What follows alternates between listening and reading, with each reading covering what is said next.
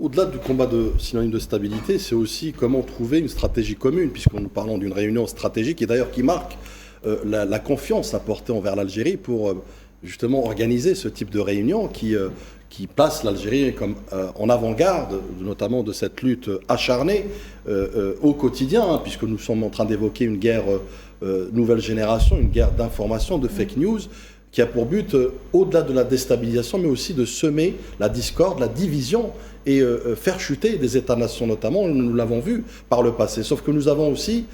assisté à une espèce de mutation de cette guerre de l'information, de cette guerre de la désinformation, à savoir l'apport de la technologie, que ce soit les réseaux sociaux, mais pas que. Aujourd'hui, nous sommes en train d'évoquer aussi l'intelligence artificielle comme levier aussi, qui peut parfois jouer des tours pour certains pays, quand on fait les fake news, notamment avec les montages vidéo et autres. Donc vous voyez bien qu'il y a un danger, je dirais, singulier, mais surtout aussi majeur, qui plane notamment sur les pays et sur l'Afrique y compris, puisque l'Afrique est ciblée, et l'Algérie également en premier lieu, puisque cette locomotive qui peut apporter effectivement son expertise et aussi sa bienveillance, notamment dans cette lutte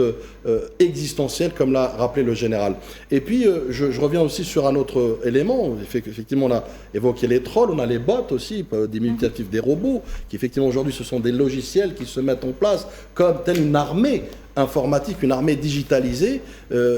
versus une armée physique qui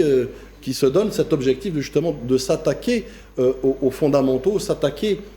à cette cohésion que parfois nous avons entre le peuple et ses dirigeants. Donc c'est très important, c'est très névralgique comme axe principal sur lequel nous devons nous attarder. Et puis, vous savez pertinemment que ce type de guerre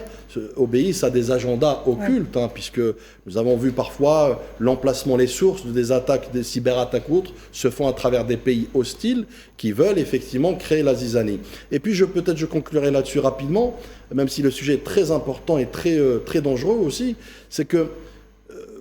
pour faire court, il faut gagner la guerre avant la guerre. Et aujourd'hui, c'est à quoi s'attelle l'Algérie aux côtés de ses partenaires, notamment en Afrique, pour pouvoir y remédier. Encore une fois, c'est une guerre je dirais de longue haleine, une guerre difficile, mais pas impossible.